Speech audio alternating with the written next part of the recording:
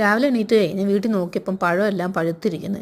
പഴം ഇതുപോലെ കഴിക്കാൻ കൊടുത്തു കഴിഞ്ഞാൽ ആൾക്കാർ എൻ്റെ മോന്തയിൽ വലിച്ചെറിയും. അപ്പം ഞാൻ എന്ത് ചെയ്തു, കളയാൻ എനിക്ക് വയ്യില്ല, കാശ് കൊടുത്ത് മേടിച്ചതല്ലേ.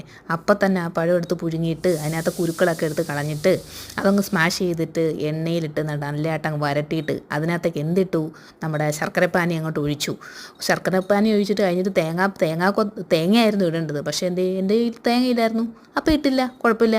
അപ്പോൾ അത് കഴിഞ്ഞ് കുറച്ച് മണത്തിന് വേണ്ടിയിട്ട് എസൻസായിട്ട് നമ്മുടെ എന്തുവാ സാധനത്തിൻ്റെ പേര്, ഏലക്കാപ്പൊടി ഇട്ട് അത് കഴിഞ്ഞിട്ട് എന്ത് ചെയ്യുന്നു, കുറച്ച് ഒരു അരക്കപ്പ് റവയും എടുത്തിട്ട് അത് കഴിഞ്ഞിട്ട് എന്ത് ചെയ്തു, ഞാൻ കുറച്ച് ക്രിസ്പിനെസ്സിന് വേണ്ടി കുറച്ച് അരിപ്പൊടിയും കൂടെ അങ്ങ് ഇട്ട് നന്നായിട്ട് എല്ലാം കൂടെ ചേർത്ത് നല്ല നല്ല ബോൾ പരുവത്തിലൊക്കെ നമ്മൾ ചപ്പാത്തി കുഴയ്ക്കുന്ന പരുവത്തിലേക്ക് അങ്ങ് ആക്കിയിട്ട് എന്ത് ചെയ്യണം, ഞാൻ നടക്കാൻ പോയപ്പോൾ ഇല മൂട്ടിച്ചുകൊണ്ട് വന്ന് കണ്ടവൻ്റെ പറമ്പിൽ നിന്ന് അതിനകത്തേക്ക് ഇതങ്ങോട്ട് വെച്ചിട്ട് എന്ത് ചെയ്ത് നല്ല ചുരുട്ടി മടക്കി അങ്ങോട്ട് ഇതിനകത്തോട്ട് അങ്ങോട്ട് വെച്ച്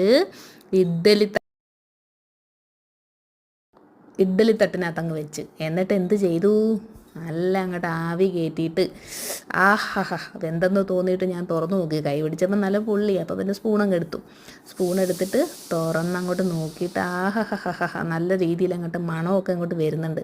അത് കഴിഞ്ഞ് ഞാൻ എടുത്തങ്ങ് ഓഫീസിൽ കൊണ്ടുപോയി രാവിലെ തന്നെ അതങ്ങ് എടുത്തിട്ട് പൊട്ടിച്ചിട്ട് അങ്ങോട്ട് വായിലോട്ട് വെച്ച്. എന്താ ടേസ്റ്റ്, സൂപ്പർ ടേസ്റ്റ്. നിങ്ങളും ഉണ്ടാക്കി